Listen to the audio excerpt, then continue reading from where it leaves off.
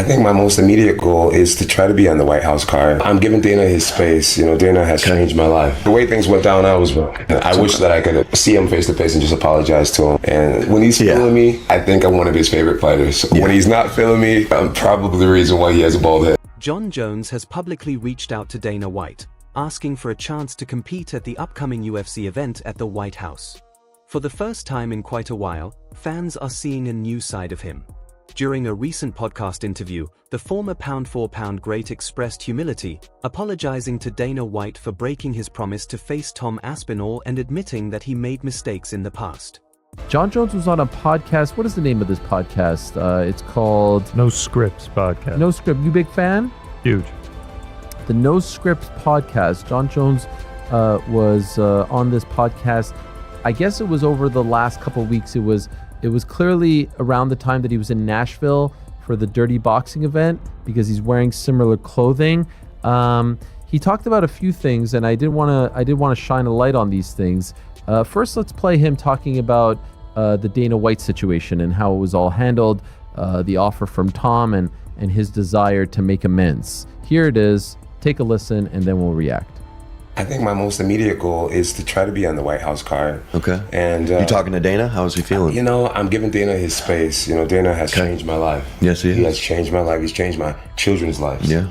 And I'm forever grateful to him. Good. And we had a verbal agreement that didn't go over. Well. Can we pause right there? Pause right there. A verbal agreement. Remember, there was some reporting by a handsome fellow, I forget his name escapes me, who said on multiple occasions that Jon Jones gave his word to the UFC when they got him the $30 million that he was asking for, and then a couple of days later he reneged. Actually, Chael's version of the story is actually quite accurate. He was feeling himself at the time. He was getting some nice little reality show offers, and he's like, you know what? I don't need this money. I'm getting, a pretty penny to do this stuff. So here he is. Dana confirmed it, if you recall, back in June when they officially moved on, and now here's Jon confirming it. And as I've said multiple times, never came out and refuted it, regardless of what his fans or people may say about me being a quote-unquote Jon Jones hater, which is not the truth. I'm just telling you exactly what happened. Jones expressed regret over how the situation unfolded,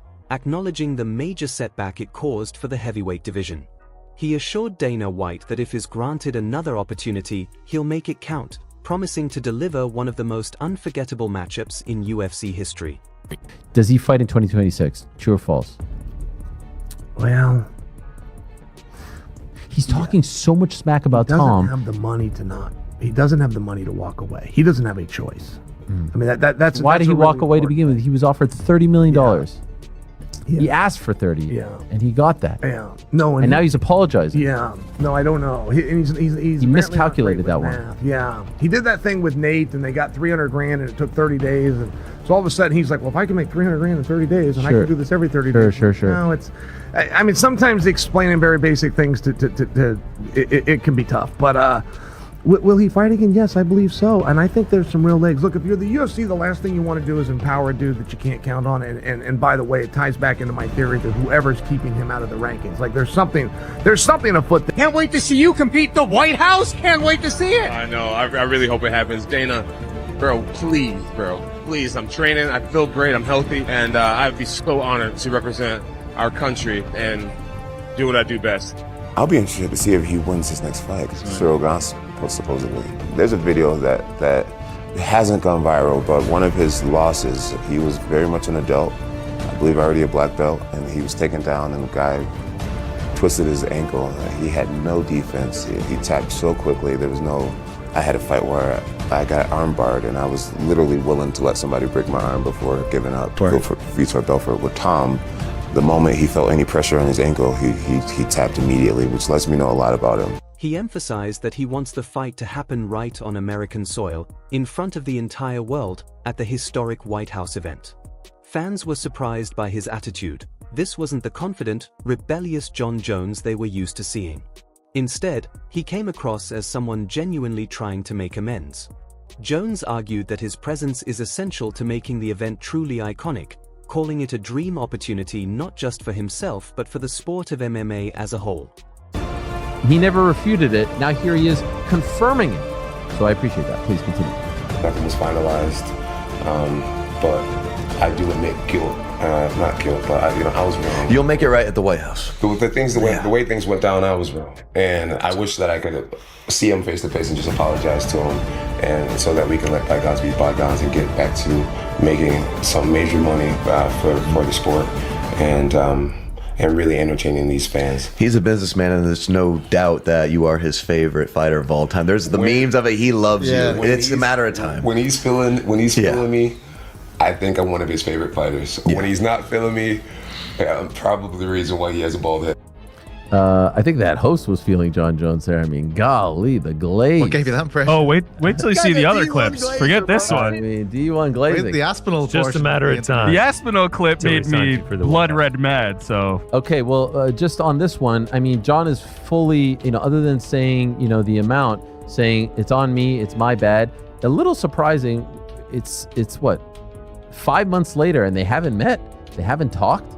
Like, you would think. Does Dana White hate Tom Aspinall? Because in the post-match press conference, he was going at his heavyweight champion like he absolutely did not like him. I mean, he had Tom bloodied up, and Tom didn't want to continue in the fight. And his key word there is didn't. He didn't say Tom Aspinall couldn't continue, insinuating that he's a quitter. I don't know if it's because Andy Aspinall's saying Tom wants to go to boxing and he'd love a big payday in boxing, or that's just Andy being a manager and a dad negotiating. I'm going to be honest, I'll give Dana the benefit of the doubt. He could have easily just misspoke. And the fact that if you do watch the YouTube that Aspinall put out, Dana White's in the locker room before wishing him all luck. I'm sure he's on good terms with Tom Aspinall and his father, because Dana White, let's be honest, if he doesn't have Tom Aspinall, he doesn't have a heavyweight division. If you saw the other heavyweight fights that were on this UFC 321 card, absolute ass. I'm seeing it all online. Tom quit, Tom quit, Tom quit. It got dicey out there for him and he quit. That's what the people are saying.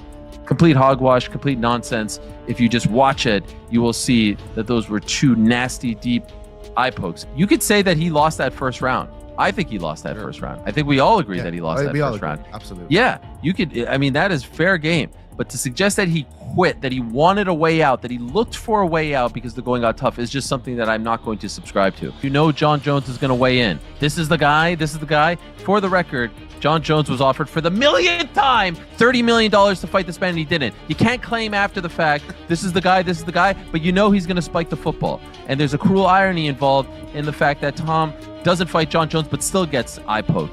But this is tough for him. This is the first time in his career where he's not going to be beloved by people, because people are going to accuse him of being a quitter, because they're going to say that the going got tough and he asked for a way out. I think that's absolute hogwash. He got poked in both eyes. Not everyone is convinced, though. Many in the MMA community suspect that Jones's sudden change in attitude might be more calculated than sincere.